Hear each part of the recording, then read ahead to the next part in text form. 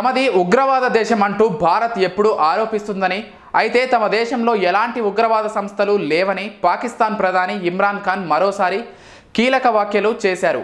ఐక్యరాజ్య సమితి సాధారణ సమావేశాల్లో శుక్రవారం ఇమ్రాన్ ఖాన్ మాట్లాడుతూ భారత్పై మరోసారి తన అక్కసును వెళ్లగక్కారు. మోడీ ఆర్ఎస్ఎస్ సభ్యుడంటూ తీవ్ర వ్యాఖ్యలు. ప్రస్తుత భారత ప్రధానమంత్రి మోడీ ఆర్ఎస్ఎస్ సభ్యుడు. అడల్ఫ్ హిట్లర్, బెనిటో ముస్సోలిని సిద్ధాంతాలను ఆదర్శంగా తీసుకున్నది ఆర్ఎస్ఎస్ అని అన్నారు. భారతదేశంలో ముస్లింలను లేకుండా చేసేందుకు ఈ సంస్థ పనిచేస్తోందని అన్నారు.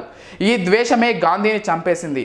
ఆర్ఎస్ఎస్ క్యాంపుల్లోనే ఉగ్రవాదులు తయారవుతున్నారని ఓ కాంగ్రెస్ మంత్రి చెప్పారని ఇమ్రాన్ ఖాన్ వ్యాఖ్యానించారు. ముస్లింలకు వ్యతిరేకంగా మోడీ ప్రభుత్వం కొనసాగుతోందని అన్నారు. కాశ్మీర్ అంశాన్ని ప్రస్తావించడానికే తాను ఇక్కడికి వచ్చానని ఇమ్రాన్ ఖాన్ చెప్పుకొచ్చారు. కాశ్మీర్లో యువకుల ప్రాణాలు కోల్పోవడానికి ఎవరు కారణమంటూ దొంగ ఏడుపులు ఏడ్చారు. తాము ఎందుకు కాశ్మీర్లోకి ఉగ్రవాదులను పంపుతామని, తమకు ఆ అవసరం ఏముందని ప్రశ్నించారు. తమను ఉగ్రదేశంగా భారత్ చిత్రీకరిస్తోందని పాకిస్తాన్ ప్రధాని ఇమ్రాన్ ఖాన్ ఆరోపించారు.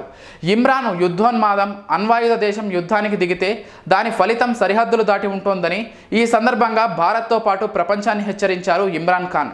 ఇది తాను బెదిరించడానికి చెప్పడం లేదని, ఐక్యరాజ్య సమితి కర్తవ్యాన్ని గుర్తు చేసేందుకే చెబుతున్నానని యుద్ధోన్మాదాన్ని వ్యక్తం చేశారు. పాకిస్తాన్కు గుణపాఠం చెబుతామంటూ ఎన్నికల ప్రచారంలో నరేంద్ర మోడీ వ్యాఖ్యానించారంటూ చెప్పుకొచ్చారు.